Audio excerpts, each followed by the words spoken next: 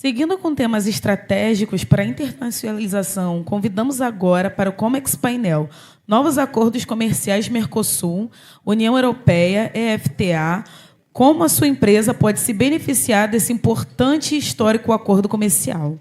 Nesse debate crucial, será debatido como as empresas podem se beneficiar desses importantes acordos. Chamamos agora ao palco o presidente da Aliança Procomex, o senhor John Main.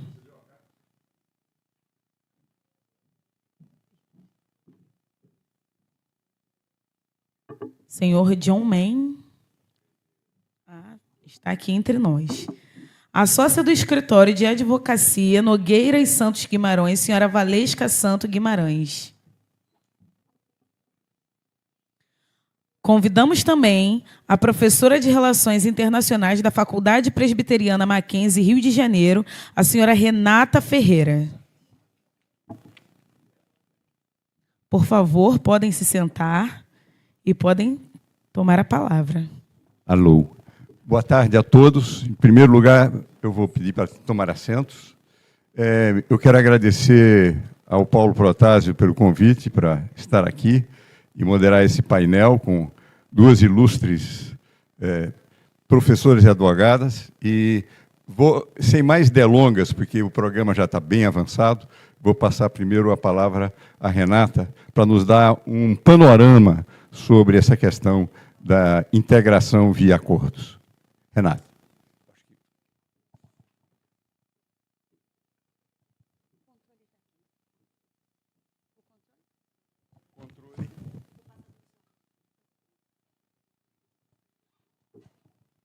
Bom, boa tarde, muito obrigada pelo convite, especificamente ao senhor Mário e Marcelo, que gentilmente entraram em contato para que eu viesse colaborar um pouquinho com as reflexões das relações internacionais em geral e falar um pouquinho sobre a questão dos acordos do Mercosul, com a União Europeia e também com o EFTA, né? São grupos com perfis um pouquinho diferentes, mas que estão ocupando aí um espaço cada vez mais significativo na pauta de alternativas do Brasil em termos de relações, de comércios, de expansão. Eu sei que estamos todos ansiosos aí com a realidade das pressões tarifárias e Donald Trump. Talvez falemos um pouquinho sobre isso, se sobrar tempo. Mas, então, peço perdão se eu tiver sido bastante superficial aí nos itens centrais, mas a preocupação era fazer mesmo um panorama geral a partir dos interesses brasileiros, não é? A minha preocupação é mesmo falar um pouco sobre a diplomacia brasileira, as relações que o país estabeleceu ao longo do tempo para privilegiar esse tipo de acordo, a importância que esse acordo foi exercendo ao longo do tempo. E eu gosto de pensar sobre essa agenda a partir de dois elementos fundamentais, que é o contexto e a percepção. O contexto que gerou os acordos é diferente do contexto que nós vivemos hoje. Então, eu recomendo a todo empresário ou todo ator que está envolvido nas negociações internacionais que sempre tenha esses dois valores em mente. Considerar os contextos, a atualização deles, porque os significados das interações entre os atores modifica significativamente nesse passar do tempo. Então, essa passagem de tempo e os contextos importam muito, e também as percepções dos atores, né? Nós, como seres humanos, tendemos sempre a esperar que o nosso interlocutor tenha a mesma percepção que nós temos. Esquecemos que temos bagagens diferentes, pontos de vista diferentes, culturas diferentes, olhares diferentes, e que essas diferenças elas também vão se alterando no tempo e no espaço. É uma experiência que nós vivenciamos individualmente, né? Quem somos hoje é resultado de um conjunto de aprendizados, não reflete quem fomos no passado. O mesmo acontece com essas experiências, né, dessas relações do Brasil. Então, ali eu coloquei um pouquinho dessa questão, né, de lembrar que no início, eu vou pedir aqui licença para trocar os óculos, no início, claro, no início dos anos 90, a política externa do Brasil para a União Europeia ela estava muito engajada nessa preocupação da nossa abertura econômica, diversificação de parceiros, porque nós estávamos passando pelo processo de redemocratização e estabilização econômica, era um novo cenário. a alegria, né, de poder abrir espaço para novos parceiros e ter aí novas fronteiras de política externa. Então, a União Europeia ela entrou dentro desse contexto e se revelou aí um parceiro bastante estratégico, não só no âmbito comercial, mas também em termos políticos e tecnológicos. Então, teve um significado importante para nós, mas não nos esqueçamos de novo do contexto, né? A União Europeia é um parceiro que envolve países desenvolvidos, e nós, depois, com o passar do tempo, vamos também priorizar outros tipos de relações, né? Os países do eixo do Sul-Sul vão passar a ter um significado maior, e é por isso que você vai percebendo, ao longo do tempo, uma oscilação, né, entre as prioridades que o governo vai adotando e também as prioridades, obviamente, da própria União Europeia em relação a nós, né? Isso faz com que essas idas e vindas ou essa demora, né, na tratativa para a finalização do acordo tenha acontecido. Então, nas últimas 3 décadas, os governos brasileiros vão, então, de novo, porque tem contextos e percepções diferentes, variar na intensidade e no foco da relação. Então, durante o governo do Fernando Henrique, a gente percebe aquela intensidade da inserção global que vai abrir espaço para comércio e atração de investimentos. Mais adiante, já nos governos Lula e Dilma, eles vão buscar consolidar esse processo, mas fortalecer parcerias estratégicas, ampliar esses diálogos, mas aí tem um viés bastante importante, é lembrar que nós buscamos uma postura aí em termos multilaterais em vários focos, em várias organizações, e as pautas políticas e sociais são bastante importantes também para esses presidentes. No momento seguinte, é claro, aqui existe uma inflexão que eu vou mostrar num slide seguinte sobre o governo Temer, mas o fato é que a grande diferença vai acontecer em relação ao investimento que o Brasil vinha fazendo em relação às pautas multilaterais e essas parcerias em relação a acordos e blocos durante o governo seguinte do presidente Bolsonaro. É um momento de inflexão, né, na política externa, em relação às pautas ambientais, as discordâncias em relação a esses temas que são muito importantes, né, aos olhos dos europeus, na questão do desenvolvimento sustentável, e isso, então, impacta significativamente aí os esforços de ratificação do acordo. Seguindo um pouquinho mais adiante, chegando no momento que nós vivemos, aí, no governo Lula, na terceira oportunidade do governo Lula, a gente vê o esforço, né, de reaproximação da política externa brasileira com os fóruns multilaterais, a retomada desses acordos, o compromisso com a ideia de sustentabilidade, e também retomar o diálogo para concretizar, né? Então, nós demos passos importantes recentemente. Então, houve um acordo aí final, né, depois desses 25 anos, em torno dos propósitos políticos. Entramos numa fase aí em cadências, né, para o processo de ratificação. Não existe uma data específica para isso, mas a gente vai percebendo que todo o esforço em torno dessa relação da política externa com a União Europeia foi marcado por um processo dinâmico, né, de idas e vindas, muito influenciado não só pelos nossos contextos políticos e econômicos, internos e externos, mas também da própria União Europeia. Então, quando você pensa a política externa brasileira para o Mercosul, você vai perceber essa trajetória e as variações a partir dos governos, né?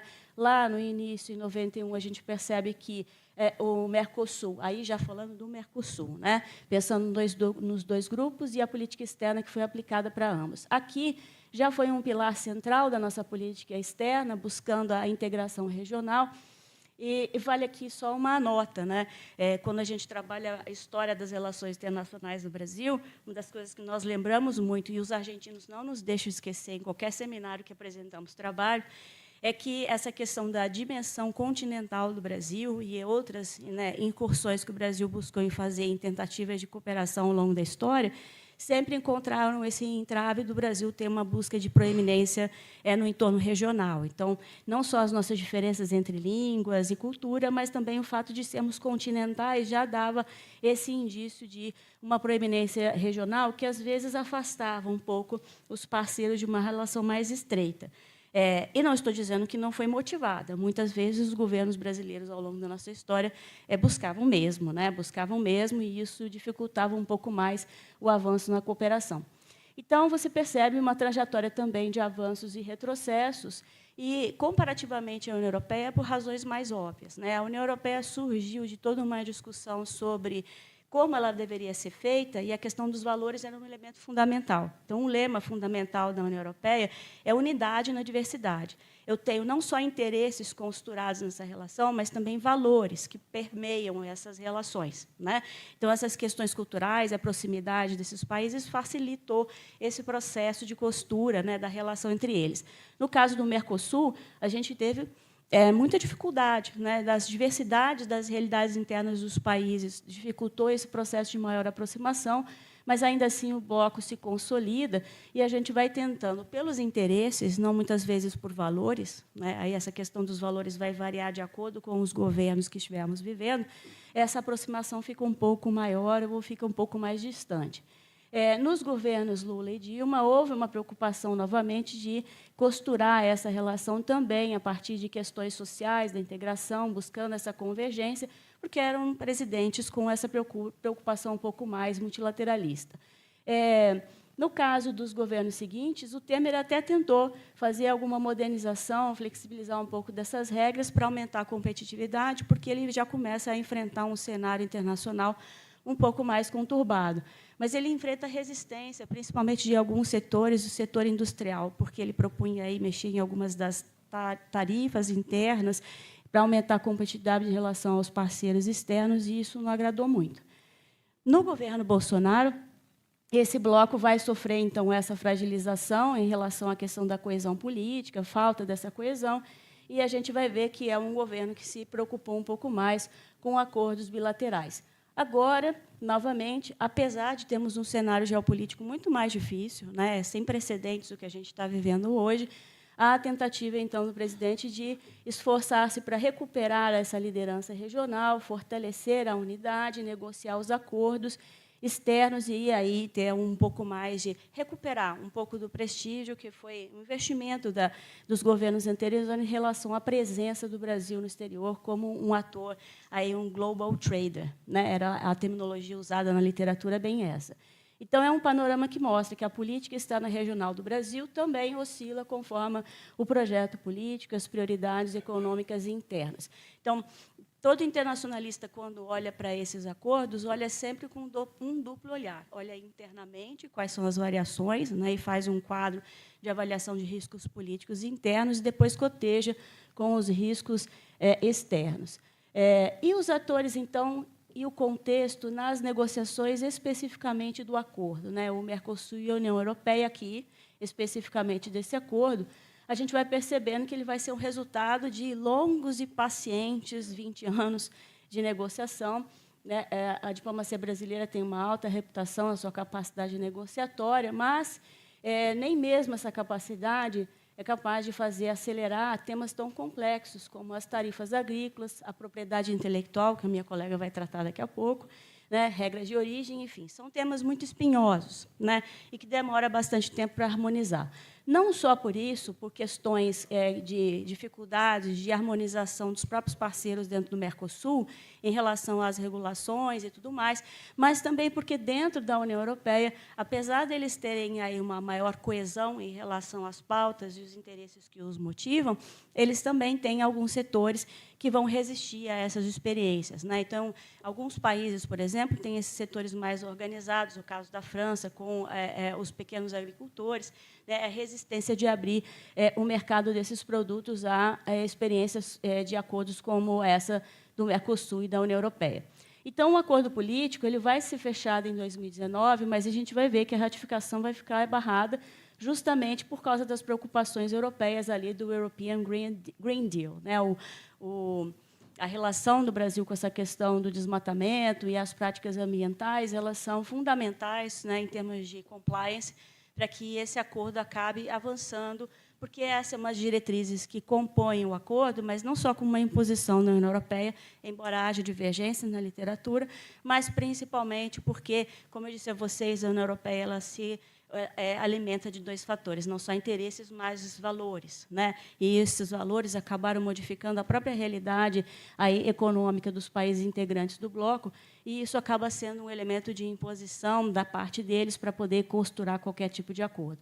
Então, nos anos de 2024 e 2025, no momento que nós estamos, mostramos aí, então, os ajustes técnicos, né, e as conversas em torno dos temas ambientais para justamente viabilizar as fases seguintes. Então, ele ainda não está em vigência, ele está nessa fase final.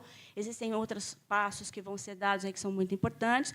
Eu considero que um dos mais delicados talvez seja, ainda que seja assinado entre os dois blocos, o processo de ratificação interna no Legislativo brasileiro.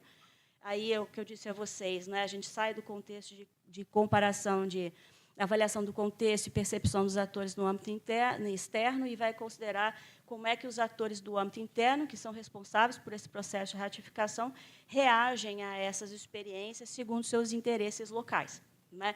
E aí me refiro toda a questão e discussão que, inclusive, acontece essa semana em relação às normas ambientais, né, às regras ambientais que o Brasil se propôs a seguir.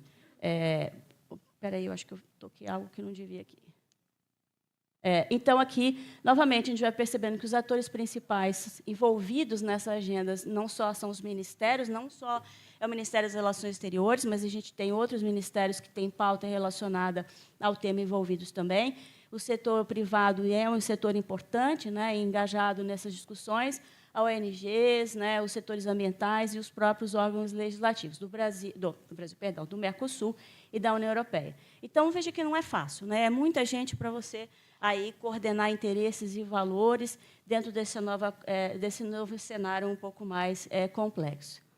Bem, e o que é o EFTA, né? O que é esse grupo, essa nova fronte de relações que também o Mercosul buscou abrir? Ele envolve, na verdade, uma organização intergovernamental, né? Envolve países que não integram, não fazem parte da União Europeia, mas são um bloco econômico que tem uma atuação conjunta, né? Formada pela Suíça, a Noruega, a Islândia e Liechtenstein.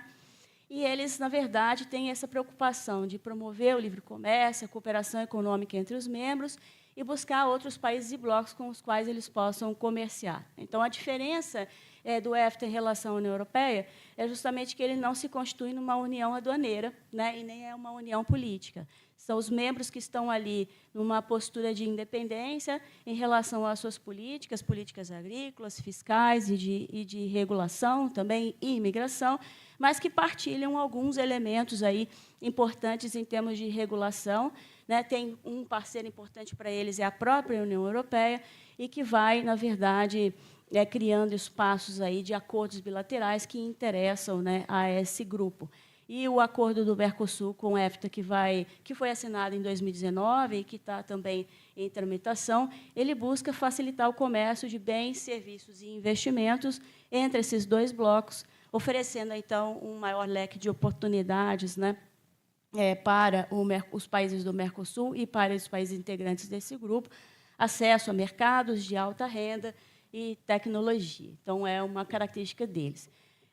Os atores e o contexto, então, dessa negociação é mais ou menos esse, né? A negociação começou em 2017 e concluiu-se agora em 2019.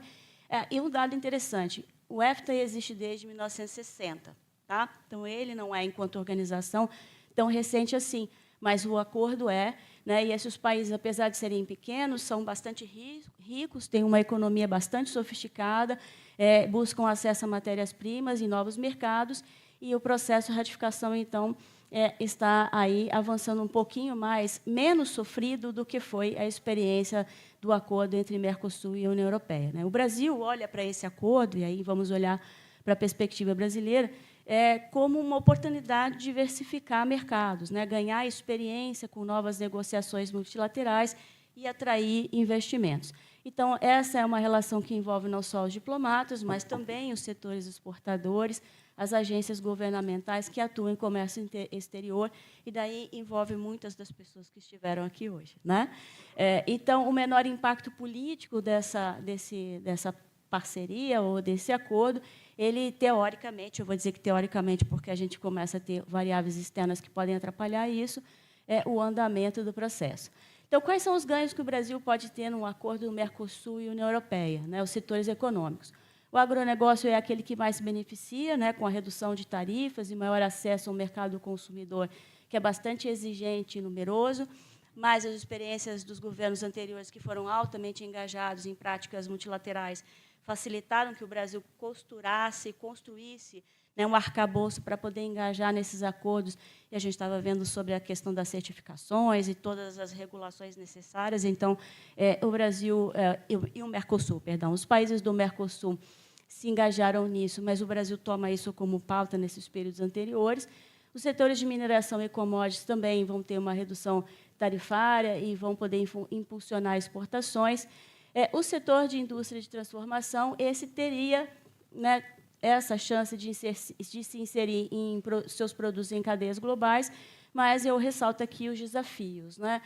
Perceber como é que essa competitividade vai se dar e se o mercado brasileiro, no final das contas, acaba não sendo inundado por produtos, né, que possam tornar aí o produto dos países do Mercosul menos competitivo, né, nesse setor.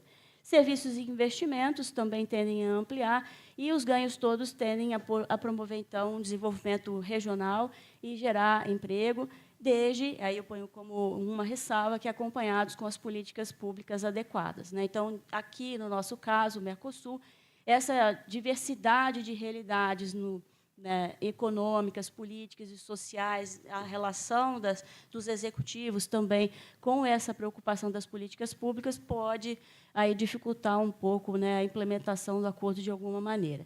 Então, os riscos para o Brasil, aí olhando a partir dos interesses brasileiros dentro desse acordo, é que a indústria pode ainda ser pouco competitiva em alguns setores e aí sofrer a pressão da concorrência europeia. Então, é algo que é um dever, né, de casa que o setor da indústria leva muito a sério.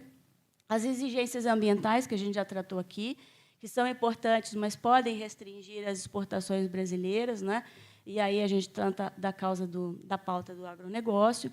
A complexidade regulatória, que pode dificultar a adaptação de pequenas e médias empresas, isso aí é uma estrutura burocrática que é proposta pela União Europeia neste acordo e que leva com que os países do Mercosul tenham que se organizar e se adaptar para poder acompanhar. A questão do risco de dependência de poucos mercados, né, comprometendo aí uma diversificação comercial. E, internamente, a gente enfrenta aí as questões de resistência política e setorial, né, que podem atrasar um pouco a ratificação e implementação do acordo. E aqui de diferentes setores por diferentes razões, né? Às vezes, um próprio setor ele tem ali grupos divergentes sobre como deve ser a postura daquele setor em relação ao acordo e demanda muito esforço de cada um dos setores de produzir harmonização de interesses. Às vezes, essas divergências têm a ver com pouco acesso à real informação, né, da natureza daqueles acordos, acham que vão ser prejudicados e, no final das contas, não vão. Então, é um exercício bem pedagógico, né, desses setores de se esclarecerem e harmonizarem seus interesses para avançar, né? Então, os riscos aí vão pedir, por parte do Brasil, que ele tenha uma preocupação com planejamento, com articulação política e empresarial bastante cuidadosa, para que o acordo possa ser benéfico para o país e para os seus setores centrais. No caso dos ganhos do Brasil para o acordo do EFTA, é um acesso preferencial a mercados de alto poder aquisitivo, diversificação de mercados e redução da dependência comercial, estímulo à exportação de serviços e investimentos, regras claras, né, e proteção jurídica aos exportadores, o estímulo à modernização e inovação do setor produtivo e um posicionamento mais estratégico, né, com efeito de demonstração. Então, você veja que é um acordo bem mais direto, né, bem mais focado, é mais fácil de ver aí os resultados ali nesse contexto. E os riscos do Brasil em relação a esse acordo, eles são riscos mais discretos, mas também devem ser considerados, né? Lembrar que os países do EFTA costumam se proteger nos setores agrícolas e industriais mais sensíveis.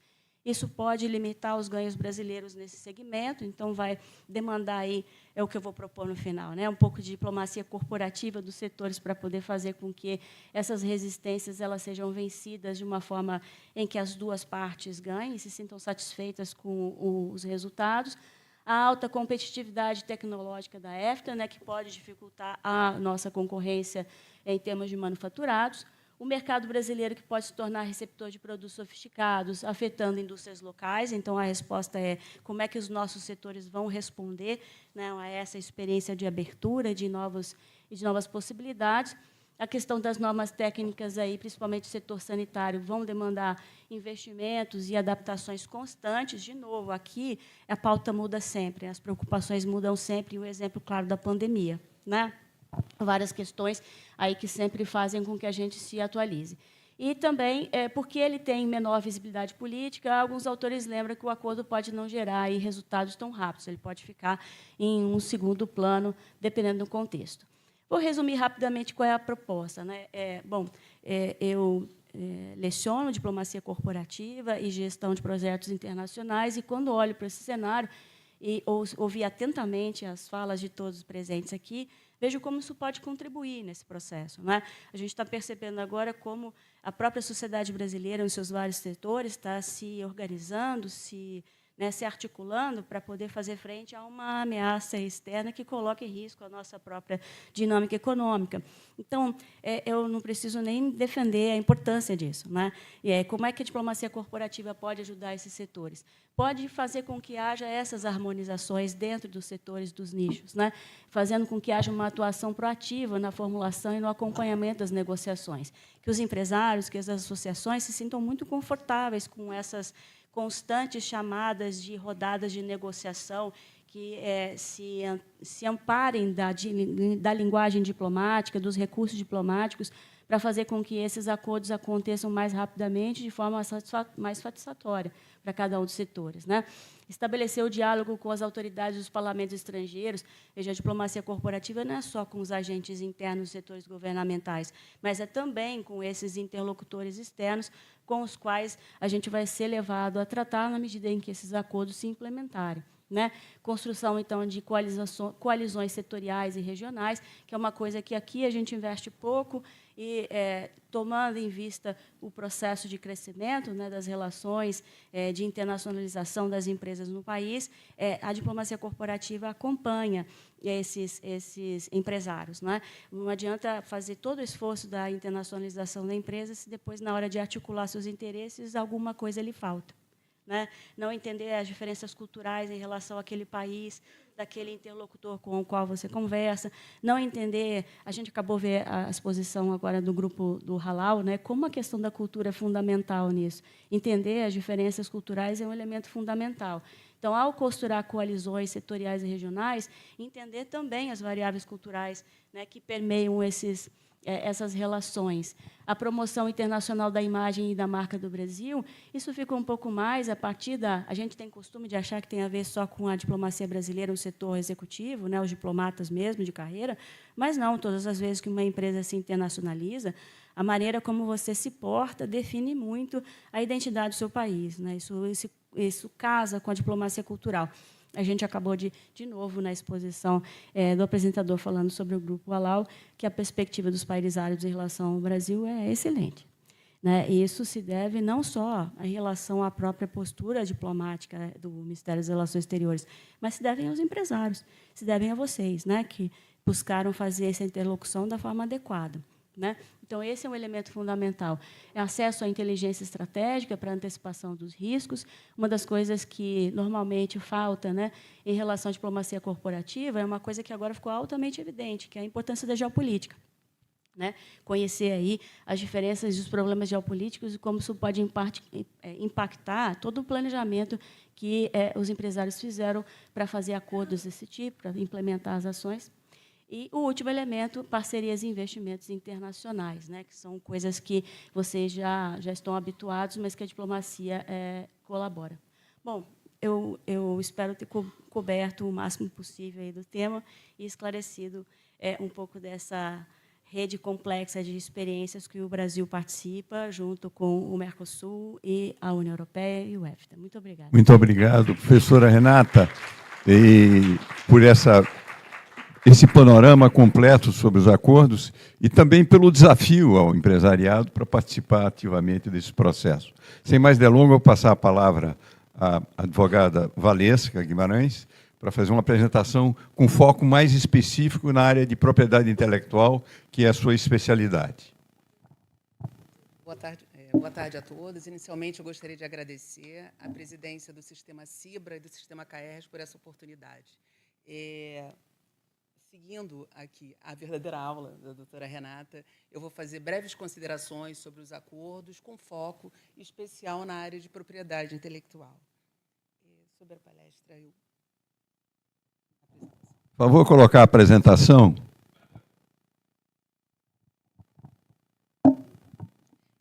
Nessa palestra, o que eu vou buscar trazer para vocês é demonstrar a importância da propriedade intelectual nesse contexto internacional e os cuidados que todos os produtores nacionais, todas as empresas nacionais, elas devem ter para que tenham uma entrada e tenham oportunidades no mercado europeu.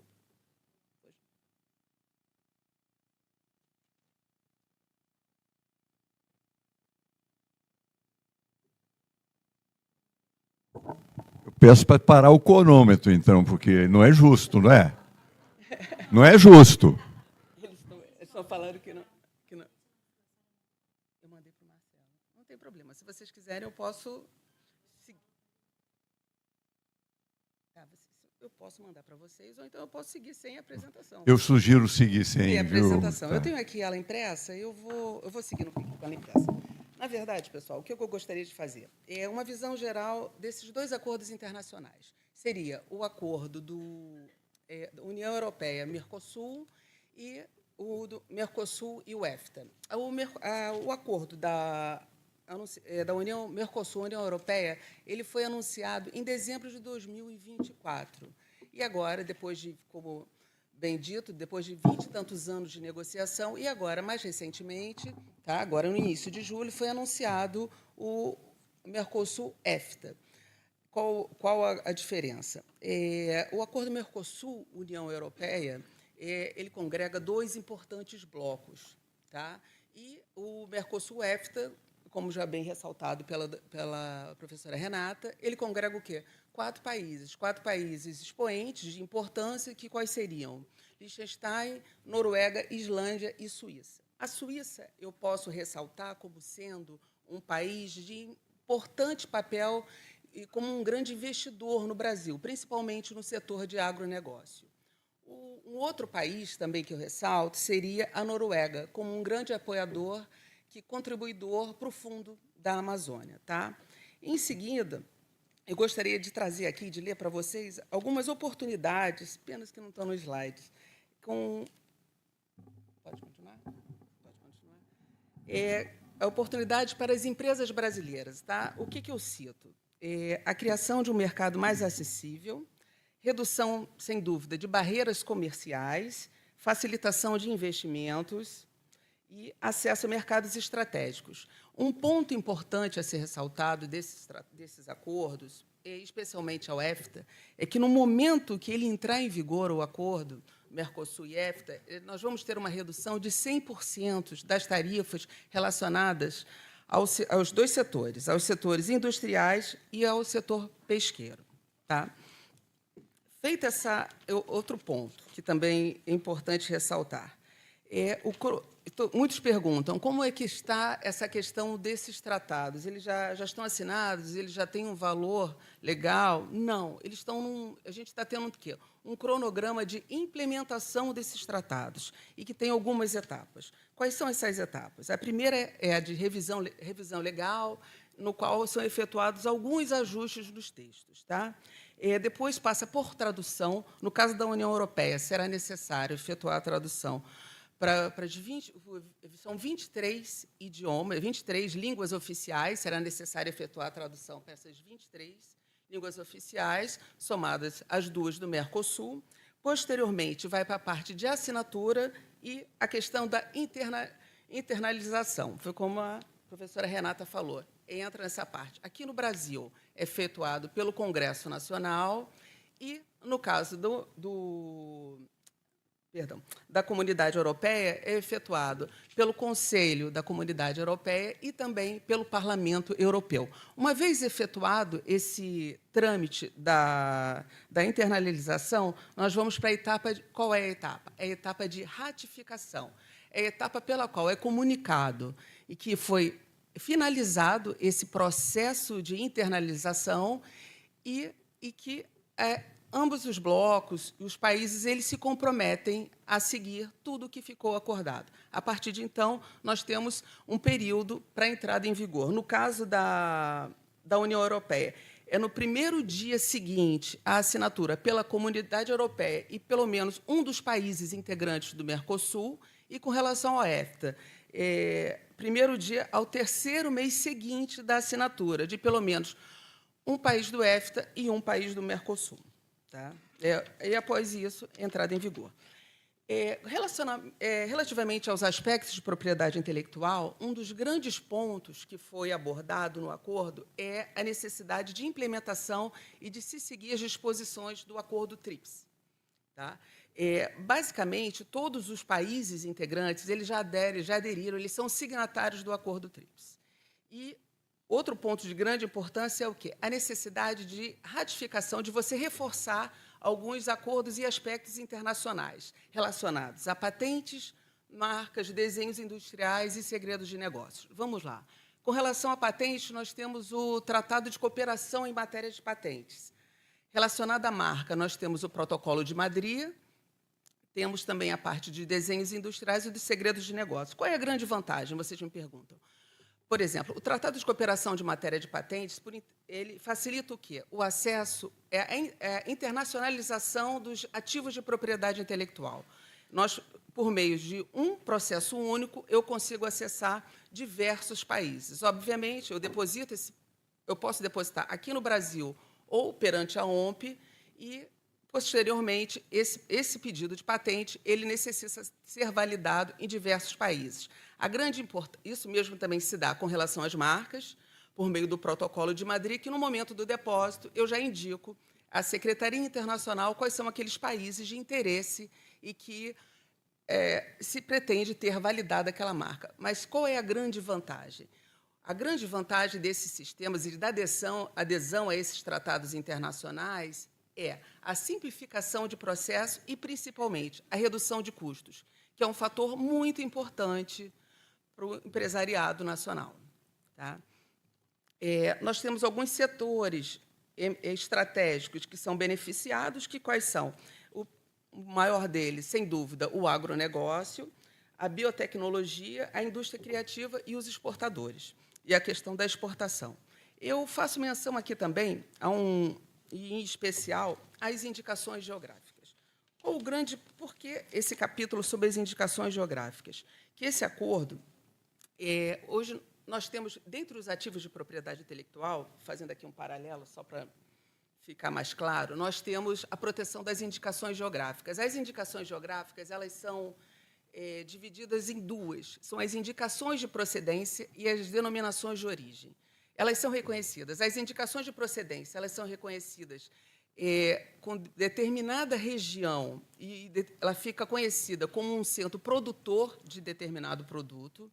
E as denominações de origem é que elas são advindas do quê? De características próprias daquele terreno. Tá? Hoje em dia, nós temos diversas. O Brasil, no Acordo EFTA, tem um comprometimento de reconhecimento de 63 indicações geográficas de forma automática com a assinatura do acordo. Essas indicações geográficas elas são muito importantes. Por quê? Fala assim, mas Valesca, mas qual é a grande importância? A grande importância é porque agrega muito valor ao produto nacional, ao nosso produto, as indicações geográficas, porque você tem uma certificação da qualidade e da garantia daquele produto. Existe um reconhecimento também, qual a parte? Um reconhecimento daquela região, que é daquela região produtiva e daquela região onde é fabricado aquele produto. Consequentemente, o que a gente tem? A gente tem um valor diferenciado, possivelmente um aumento de demanda e o que eu acho que é principal é o fortalecimento da marca Brasil, o fortalecimento dos nossos produtos no cenário internacional. Então, o que eu posso dizer e o que eu posso orientar é que se dê uma atenção a esses direitos de propriedade intelectual, a todas aquelas empresas que têm interesse em exportar os seus produtos, que fiquem atentas a essa proteção, quer sobre o aspecto marcário, quer sobre o aspecto da proteção patentária. Lembrando que essa proteção internacional, ela assegura também o quê? Uma maior liberdade para licenciamento de produtos e serviços na parte comercial e também para que sejam firmadas parcerias, como, por exemplo, a realização de joint ventures para a produção e comercialização de produtos. Enfim, são essas considerações. Eu peço desculpas pela questão da palestra, mas eu fico à disposição para encaminhar para vocês, em que nem o detalhamento do que eu procurei passar aqui, e fico à disposição para perguntas. Muito obrigada. Muito obrigado, dona Valesca.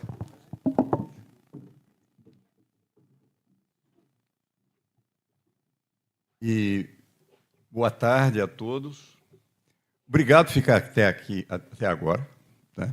Eu sei que sou o último, talvez, antes do painel final, né, que encerra, mas o Paulo pediu para eu fazer parte desse painel. E eu falei, Paulo, o que você quer que eu diga nesse painel? Ele falou, não, fala sobre corredores e Procomex. Bem, eu vou tentar, se puder botar a minha apresentação, essa eu mandei.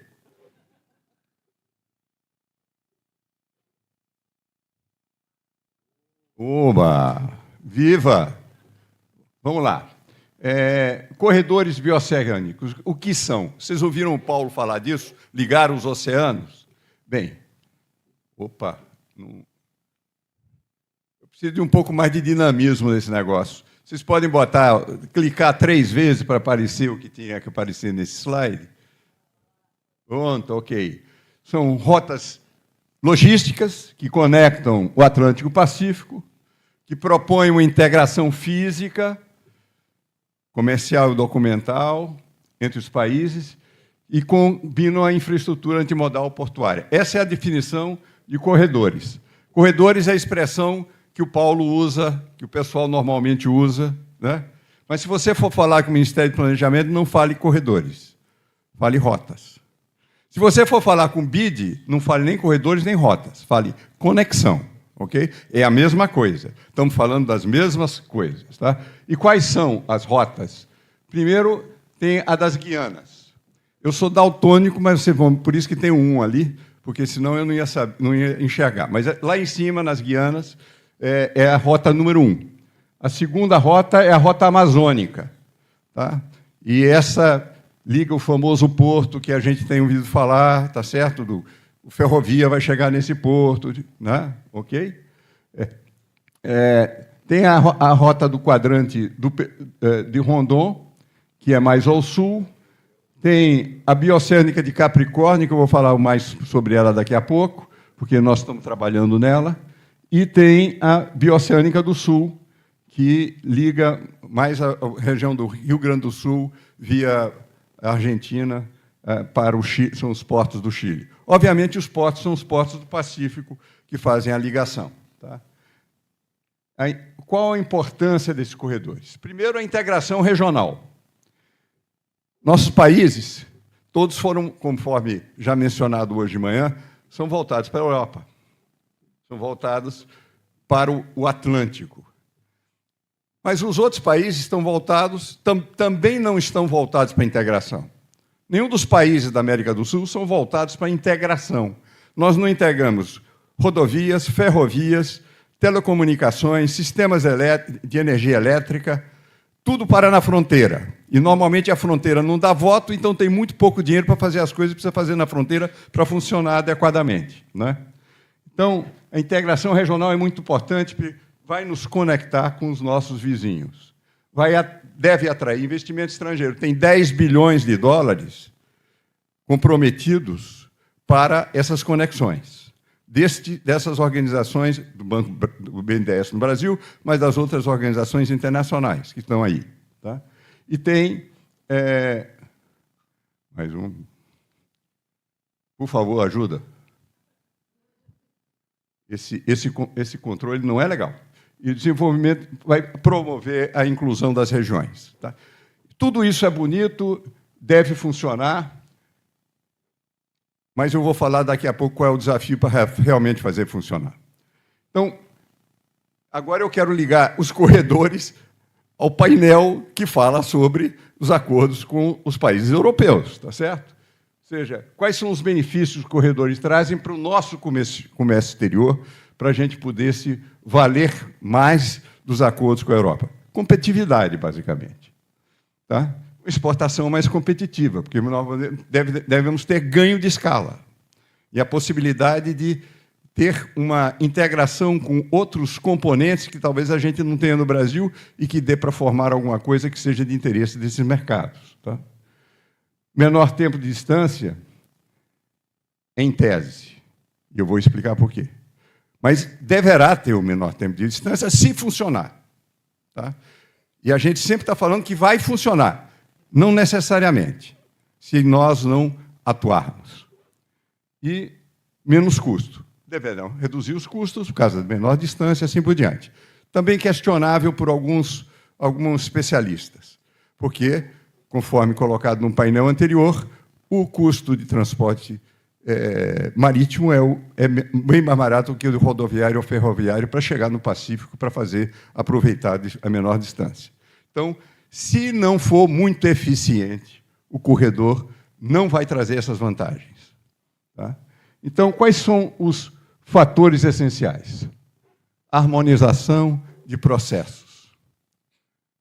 Os corredores não estão em um único país, que já em si já seria um desafio. Hoje, para transportar qualquer coisa rodoviária no Brasil, você sai com uma caixa de papéis para poder andar nas estradas. Agora, quando você passa pela fronteira, você não só tem o problema de um país, mas você tem de cada país onde você vai passar. E não é só sobre a carga. Você tem o desafio da carga, você tem do meio de transporte, e você tem o desafio da imigração, porque você tem um condutor, que é uma pessoa. E cada país tem suas regras. E quando eu falo regras, é o seguinte, pode ter exigências sobre o tamanho do pneu diferente, ou o tamanho do caminhão, que é permitido diferente. Eu tive recentemente uma reunião em Buenos Aires, do CT5, que é o grupo de transportes do Mercosul, e a discussão era sobre a altura que é permitida do caminhão e que não é permitida do caminhão. Então, não é só a carga. São diversos itens que têm que ser harmonizados. Tá? Porque, senão, o que é que acontece? O caminhão vai ficar parado 4 dias em cada fronteira? Fronteira entre Brasil e Paraguai. Fronteira entre Paraguai e Argentina. Fronteira entre a Argentina e o Chile. São 12 dias. E os 10 dias que nós íamos ganhar? Onde é que ficaram? Não é isso? Perdemos a oportunidade. Então, nós precisamos integrar sistemas e ter uma atuação conjunta dos órgãos de controle. Agora, como conseguir fazer isso? Bem, nós temos que trabalhar, o setor público e o privado tem que trabalhar junto para que isso aconteça. O setor público sozinho não vai fazer, porque os órgãos públicos não falam entre si dentro do nosso país, quanto mais fora do país. Então, a Receita Federal não fala muito bem com o MAPA ou com a Anvisa. Antes de existir o Procomex, começou em 2004, e aí eu tenho que fazer um parênteses para fazer um agradecimento especial ao Paulo, que ajudou a viabilizar. Aliás, o Procomex começou aqui no Rio. Foi lançado num evento da UNTAD que o Paulo estava moderando e que convidou para eu falar, em troca da gente ter viabilizado patrocínio, mas isso é um detalhe, né? Em que nós lançamos o conceito da aliança, de juntar entidades empresariais que comungam de uma visão comum, ficou meio redundante, comungam de uma visão de que o Brasil pode ser mais competitivo se nós tivermos processos mais céleres e mais confiáveis. Tá? Foi a AEB que ajudou a emitir as primeiras cartas convidando para fazer, que é uma organização baseada no Rio de Janeiro. Tá? Foi o Jovelino, que foi meu parceiro nesse processo, saudosa memória. Tá certo?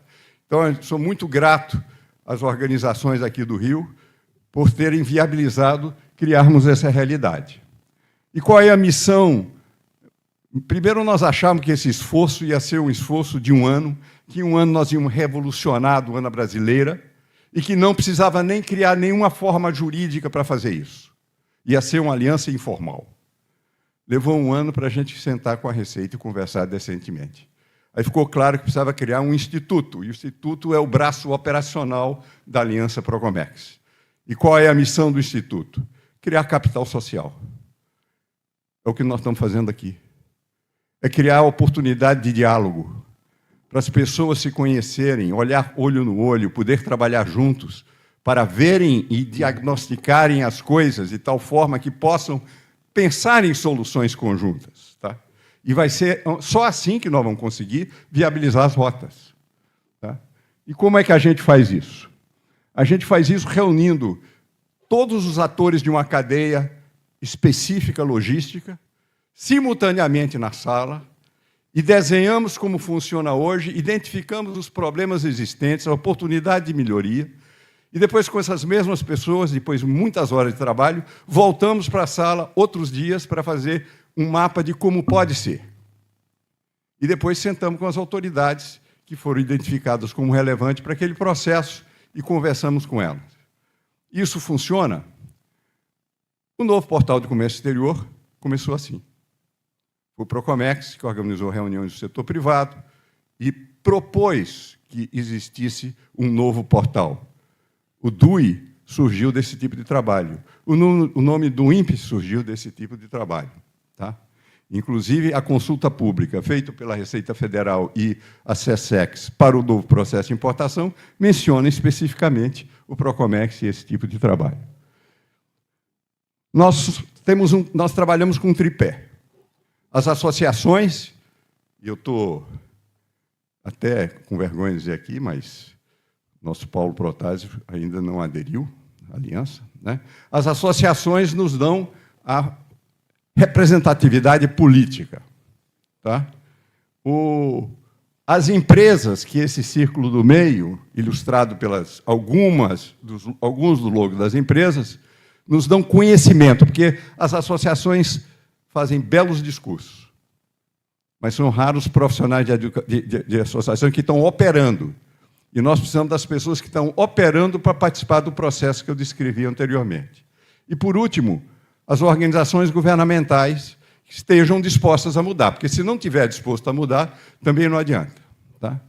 Então, nós estendemos esse trabalho, não vou entrar em detalhes, nós tivemos mais de um projeto financiado pelo BID, pelo Banco Mundial, pela TFAST, pelo Prosperity Fund, em mais de uns países no Mercosul, incluindo o Chile. E, por causa disso, nós ampliamos o nosso leque, nossa rede, nosso capital social, digamos assim, de trabalho, e estamos trabalhando em mais de um país. Tá? Especificamente, essa semana nós entregamos um relatório ao Banco Mundial, Banco Interamericano de Desenvolvimento, o BID, sobre o corredor bioceânico de Capricórnio. Tá? Mas deixa eu falar só, eu já mencionei isso de outra forma, mas a gente trabalha com as partes interessadas, ou seja, a gente precisa que todas os elementos de uma cadeia logística estejam representados na sala, para a gente ter uma visão, porque todo mundo conhece a fundo uma parte, o que ela faz, mas não conhece o processo todo. E nós precisamos juntar todo mundo simultaneamente, não adianta fazer isso indo lá, perguntando, voltando, redigindo, não. Tem que ser todo mundo falando junto. Longas horas de negociação e de debates para chegar a conclusões. Tá? E criando uma visão compartilhada de problemas, diagnosticando os processos e validando todas as partes. E onde é que nós já aplicamos isso? Bem, o corredor de Capricórnio, como eu mencionei ontem, essa semana nós entregamos o relatório, nós fizemos o diagnóstico, identificando as atividades do fluxo de processo nas fronteiras Brasil-Paraguai, Paraguai-Argentina, Argentina, Chile. Tá? Fizemos, primeiro, reuniões virtuais com o setor privado, fazendo exportação, depois importação, depois juntando os dois países, importação de um e exportação do outro. E, para fazer o futuro, nós fizemos reuniões presenciais. e depois reunimos os órgãos governamentais de cada um dos países para discutir. E o resultado disso, que foi feito Porto Murtinho, Carmelo Peralta, nem existe essa passagem ainda, não existe. Então, nós tivemos que usar conhecimento desenvolvido por outras fronteiras com as quais nós já tínhamos trabalhado, Brasil e Paraguai, que é Foz do Iguaçu, tá? Com atores que atuam lá e vão atuar em Porto Murtinho, para desenhar propostas preventivas para evitar os problemas que existem hoje, onde nós temos fronteiras funcionando. Tá? Nós fizemos 19 reuniões online, 50 horas de trabalho, 438 participantes. Não é 30 pessoas. É mais de que 15 vezes o que tem nessa sala hoje. Participaram disso aqui. Tá? 263 empresas participantes e 31 associações. Tá? Nós identificamos, a nível multilateral, ou seja, o que envolve todos os 4 países, 22 questões, a nível bilateral, 45, e unilateral, ou seja, dentro do país, 164. Tá? Nós fizemos a fase do plano de ação, nós reunimos, inclusive, os órgãos governamentais, conforme eu falei. Tá? Esses são os órgãos governamentais que participaram do processo, dos 3 países. Tá? Identificamos oportunidades de melhoria. Tá? 51 no corredor, a nível bilateral, 9 entre Brasil e Paraguai, e assim por diante, e nacional, 52, 36, 36 e 52. Tá? Então, é crítico. E sem o trabalho público-privado, o corredor não vai acontecer. Agora, isso só foi feito no corredor de Capricórnio. Tem mais 4 que a gente tem que pensar. Tá? E nós estamos propondo, para o Ministério do Planejamento, a gente avançar nos outros 4. Então, muito obrigado.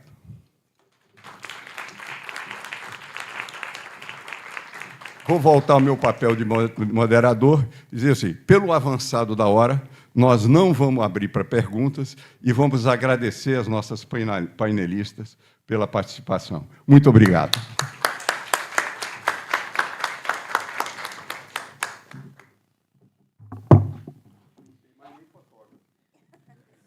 Tem.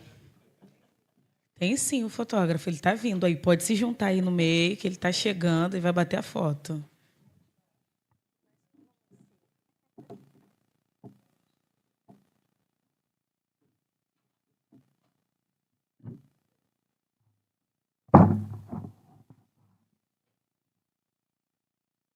Cadê o fotógrafo, gente?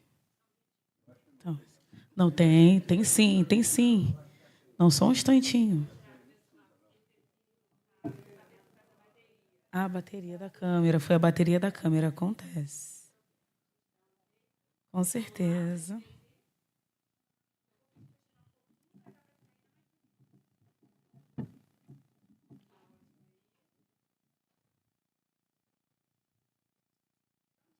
Prontinho. Muito obrigadas aos senhores João, Valesco e Renata, viu?